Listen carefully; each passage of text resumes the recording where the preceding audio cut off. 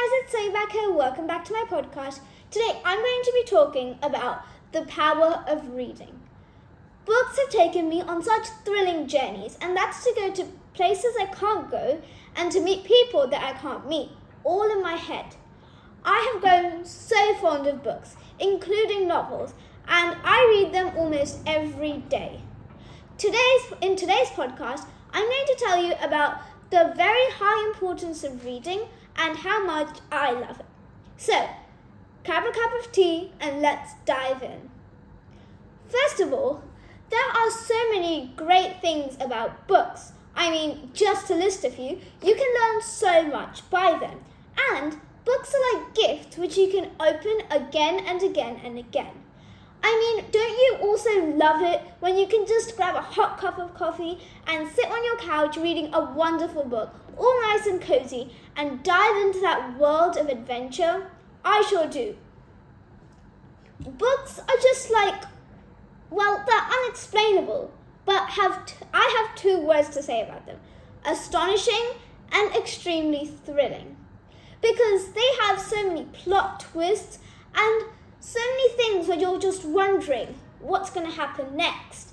And every time someone tells you it's time to go to sleep, you're always like, just one more chapter. And this is going to take you reading through the whole night. Seriously, I can't tell you how much I love books. But now, let's start talking about the power of reading and how important it can be to us humans. Books might teach us, including non-fiction books, but fiction books also have some power which can definitely help us. First of all, they can help you gain confidence, whether you believe it or not, because reading about other people's accomplishments and goals just somehow helps people be more confident about themselves. And, of course, you can't forget the fact that fiction books are putting you into other people's shoes so you know how it feels like and you can connect more with different types of people. Scientists have discovered that books actually raise our dopamine level, which is actually what keeps us happy and even helps us sleep. If you listened to my last podcast about dreams, you would know that I said there are a few things you need to sleep good, and one of them was reading. Because scientists discovered that reading a few pages, at least 5 pages of a book every day, can fill your mind with happy thoughts and help you sleep better. And, of course, you can't forget the fact that the books boost your vocabulary so high. I mean, sometimes when I read a book, the next day, it just helps me so much in my English writing that the teachers are so surprised and they're like, "Say, how do you know what this word means?" And I'm like, well, it's just all by reading. So, of course, books can help in your vocabulary, but they can also help in your spelling, of course. And you have to remember, books are more than just words on a page. They're a story that unfolds chapter by chapter. It's a whole life and a whole new world just on a page. I mean, how amazing is that? Now, this might sound crazy, but scientists have actually discovered that books can even increase your lifespan. So, books are basically putting a spell on you, and they're just, mesmerizing you. Because books can actually help people live up to 2 years longer. But of course, like everything, you have to be consistent and read at least 20 pages a day. So, there are so many great reading habits that people can have. One of my favorites is just sitting wherever you want, but remembering to have a goal about reading your books and read that many every day for at least a couple of weeks. And, of course, when you finish a book, do not think of taking a break, because you have to keep reading a lot. Because that's the only way all of these amazing things can happen. Books really are wonders of the world. Now, here are some book recommendations that I could give you, and of course, some books that I've loved reading over the past years. The first one, many of you might have guessed I'd be saying this, is Harry Potter.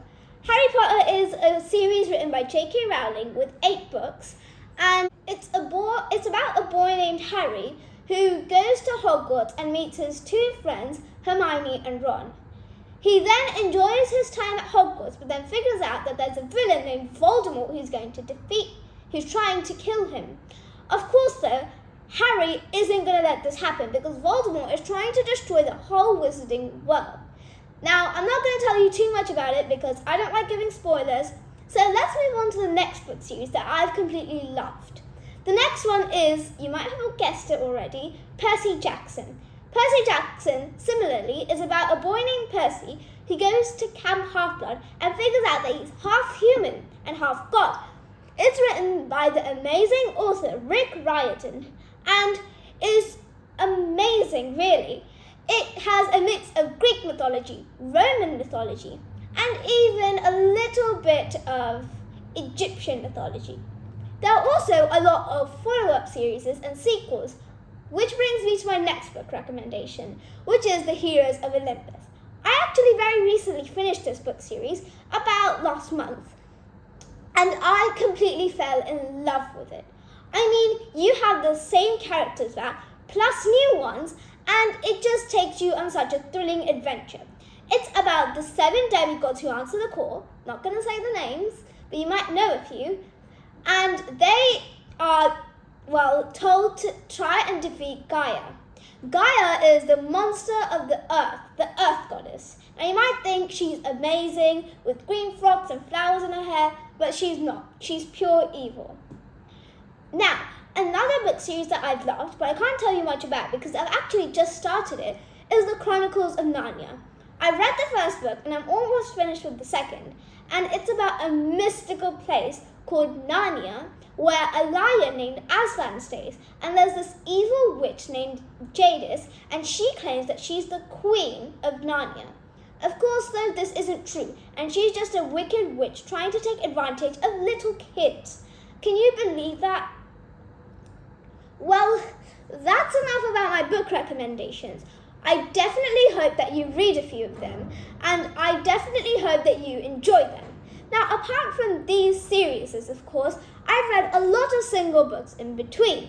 Some I've liked a lot, but some didn't really catch my interest. Of course, though, you can always read any book that you want, but of course, the best are the ones which are recommended by another kid. All of them have taken me for such a thrilling journey through so many magical places, whether they are actually magical or not. Some of these books have even been written off real stories, but of course they're not actually real and they're all fiction. But of course, just because I'm telling you these book recommendations doesn't mean you have to read fiction books, because many people also have interest in non-fiction books. And in fact, many people believe that non-fiction books can teach us a lot more than fiction ones. Now, just saying, they both teach us the equal amount. Now, I love reading, and I read in places like trains, on the walk, or even, of course, one of my favorite places, in my room. Once I open those books, my whole mind stops thinking about the world I'm in and goes to a new one in seconds. I can barely even try to put a book down, and you can't make me do anything else once I started reading, because I have to finish my goal and I have to please my mind with everything I've read about.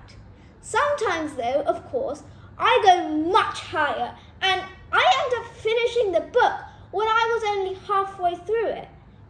And I'm talking about a lot bigger books, like 300 and even sometimes 400 pages one. So I love reading, and I hope that you do too. And if you don't, I hope this podcast has inspired you. Remember, books are the most loyal friends one can have, and reading them are one of the most marvelous adventures anyone can have. So, I hope you enjoyed this podcast, and don't forget to subscribe to me on Spotify, Google Podcasts, and Apple Podcasts. So then, I'll see you next time. Bye!